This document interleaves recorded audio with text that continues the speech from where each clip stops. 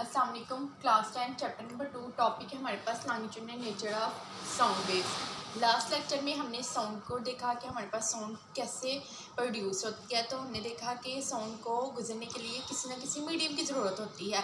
Second हमने देखा कि एक वाइब्रेटिंग बॉडी से साउंड को प्रोड्यूस करवाया जा सकता है।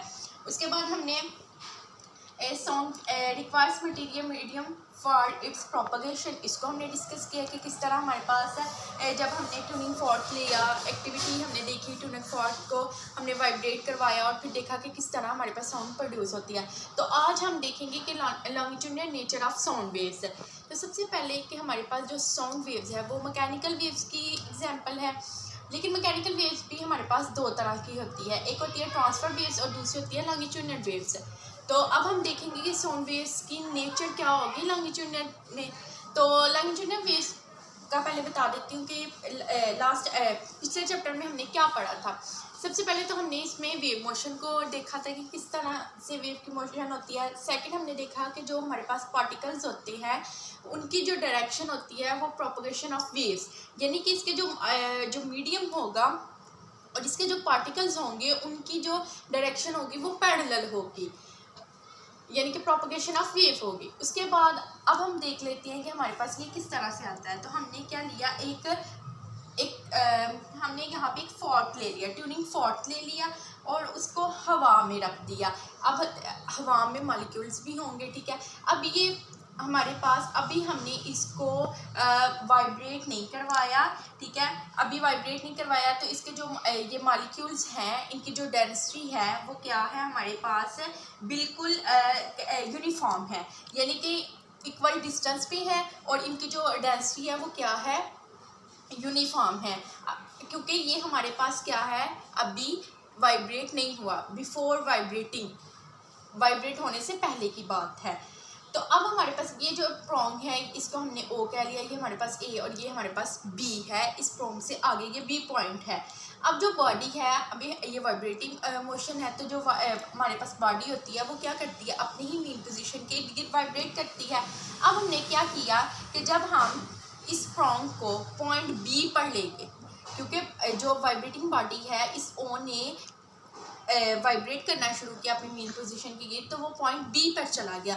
तो हमने देखा कि यहाँ पे क्या हो गया, कुछ प्रेशर एक्सर्ट हुआ है। उस प्रेशर ने क्या किया कि जो पास के वाइब्रेटिंग के पास के जो हमारे पास एडजस्टेंट लेयर थी, इसको हम लेयर बोल लेते हैं या मॉलिक्यूल्स बोल लेते हैं, उसने वहाँ पे प्रेशर लगाया, इस ट्यूनिंग फॉर्क ने प्रेशर लगाया, जिसकी वजह से यहाँ पे कंप्रेशन हुई। क्योंकि हमने लॉन्गिट्यूडिनल में दो तरह की चीज़ें पढ़ी, एक हमने पढ़ा कंप्रेशन और दूसरी पढ़ा रिफ्रैक्शन। जब जो उनसे मॉलिक्यूल्स होते हैं वो आपस में जुड़े हुए होते हैं, करीब होते हैं, तो हम वहाँ पे बोलते हैं ये यहाँ पे क्या हो रही है, कंप्रेशन हो रही है।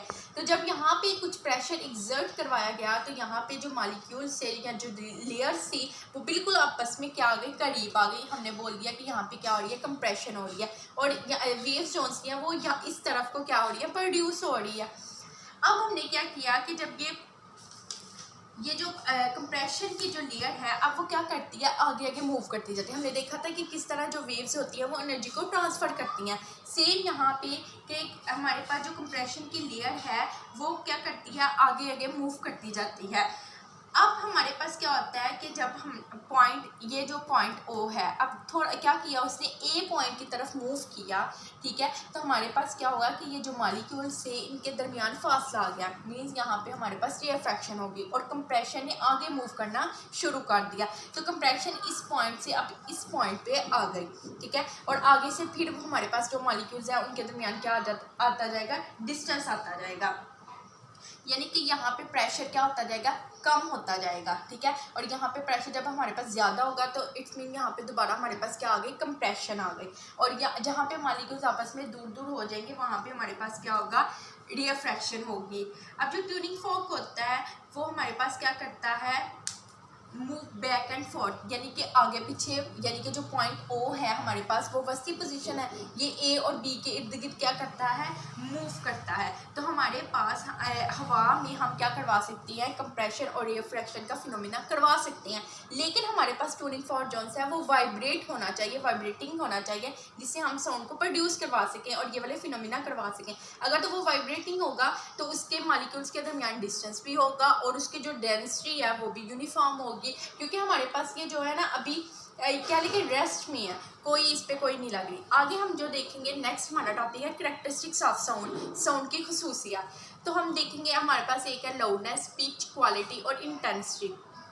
लाउडनेस में हम ये देखेंगे कि हमारे पास जो आवाज़ है वो कितनी ऊंची है या बारीक है। उसके बाद हम देखें यानी कि हमारे पास जो लाउड एंड फेंट साउंड, इसमें हम डिस्कस करेंगे। पिच में हम देखेंगे कि हमारी आवाज़ जो सी है वो कितनी श्रील एंड ग्रेव साउंड है, भारी और बारीक। क्वालिटी में हम देखेंगे जैसे कि हम पियानो की आवाज़ है, गिटार की आवाज़ है, तो हम पहचान सकते हैं कि ये किसकी आवाज़ है, तो उसमें देखेंगे। अब हम नेक्स्ट वाले में हम देखेंगे इंटेंसिटी में, हम देखेंगे कि किस तरह हम जो आवाज़ है उनको हम किस तरह हमारे पास जो ट्रांसफर होती है एनर्जी वो किस तरह इसकी होती है, ठीक है ना, यानी कि इसकी डिफाइन आगे से इसका सारा प्रूव हम करेंगे। तो लाउडनेस के आगे ये 3 फैक्टर हैं कि किस पे डिपेंड करती है, तो हम ये इंशाल्लाह नेक्स्ट लेक्चर में देखेंगे। तो आज का हमारा टॉपिक यहीं तक था।